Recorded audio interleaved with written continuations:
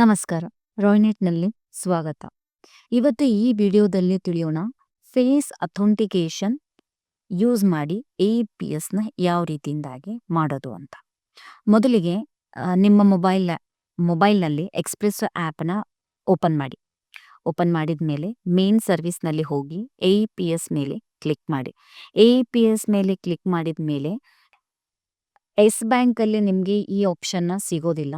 Only ICIC ಮತ್ತು ಏರ್ಟೆಲ್ಲಲ್ಲಿ ಈ service available ಇರೋದು. ಸೊ ICIC ಮೇಲೆ ಕ್ಲಿಕ್ ಮಾಡಿದಾಗ ನೀವು ಕ್ಯಾಶ್ ವಿಡ್ರಾಲ್ ಮಾಡಿರ್ಬೋದು, ಟ್ರಾನ್ಸಾಕ್ಷನ್ ಟೈಪ್ನ ಸೆಲೆಕ್ಟ್ ಮಾಡ್ತೀರಾ. ಟ್ರಾನ್ಸಾಕ್ಷನ್ ಟೈಪಲ್ಲಿ ನೀವು ಕ್ಯಾಶ್ ವಿಡ್ರಾಲ್ ಆಗಿರ್ಬೋದು, ಮಿನಿ ಸ್ಟೇಟ್ಮೆಂಟ್ ಆಗಿರ್ಬೋದು, ಬ್ಯಾಲೆನ್ಸ್ ಎನ್ಕ್ವೈರಿ ಆಗಿರ್ಬೋದು, ಯಾವುದಾದ್ರೂ ಒಂದನ್ನು ಸೆಲೆಕ್ಟ್ ಮಾಡ್ಕೊಳ್ಳಿ.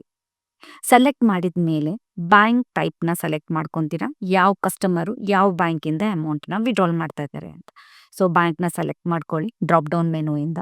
ಅದಾದ ಮೇಲೆ ಕಸ್ಟಮರ್ ಮೊಬೈಲ್ ನಂಬರ್ನ ಎಂಟರ್ ಮಾಡಿ ಮತ್ತು ಆಧಾರ್ ಕಾರ್ಡ್ನ ಎಂಟರ್ ಮಾಡಿ ವಿಡ್ರಾಲ್ ಮಾಡುತ್ತಿದ್ರೆಗೆ ಅಮೌಂಟ್ನ ಎಂಟರ್ ಮಾಡಿ ಎಷ್ಟು ಅಮೌಂಟ್ನ ವಿಡ್ರಾಲ್ ಮಾಡ್ತಾ ಇದ್ದೀರಾ ಅಂತ.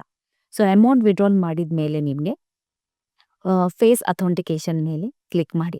ಸೊ ಒನ್ಸ್ ನೀವು ಫೇಸ್ ಅಥೆಂಟಿಕೇಶನ್ ಮೇಲೆ ಕ್ಲಿಕ್ ಮಾಡಿದಾಗ ಡೈರೆಕ್ಟಾಗಿ ಗೂಗಲ್ ಪ್ಲೇ ಸ್ಟೋರ್ಗೆ ರೀಡೈರೆಕ್ಟ್ ಆಗ್ತೀರಾ. ಸೊ ಅಲ್ಲಿ ನೀವು ಆಧಾರ್ ಫೇಸ್ ID-ನ ಇನ್ಸ್ಟಾಲ್ನ ಮಾಡ್ತೀರಾ. ಆ್ಯಪ್ನ ಇನ್ಸ್ಟಾಲ್ ಮಾಡಿದ ಮೇಲೆ ಆ ಸರ್ವಿಸ್ನ ಓಪನ್ ಮಾಡಿ. ಸೊ ಓಪನ್ ಮಾಡಿದ ಮೇಲೆ ಪ್ರೊಸೀಡ್ ಮೇಲೆ ಕ್ಲಿಕ್ ಮಾಡಿ. ಸೊ ಪ್ರೊಸೀಡ್ ಕ್ಲಿಕ್ ಮಾಡಿದ ಮೇಲೆ ನೀವು ಹಿಂದೆ ಎಕ್ಸ್‌ಪ್ರೆಸ್ಸೋ ಆ್ಯಪ್ಗೆ ಬನ್ನಿ.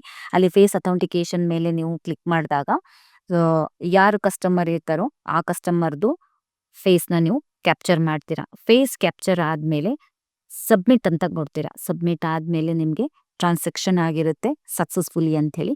ಸೊ ಈ ರೀತಿಯಿಂದಾಗಿ ಫೇಸ್ ಅಥೆಂಟಿಕೇಶನ್ ಆ್ಯಪ್ನ ಯೂಸ್ ಮಾಡಿಕೊಂಡು ICIC ಅಥವಾ ಏರ್ಟೆಲ್ APS ಇಂದ ಅಮೌಂಟ್ನ ನೀವು ವಿಡ್ರಾಲ್ ಮಾಡಿಕೊಳ್ಳಬಹುದು. ಧನ್ಯವಾದಗಳು.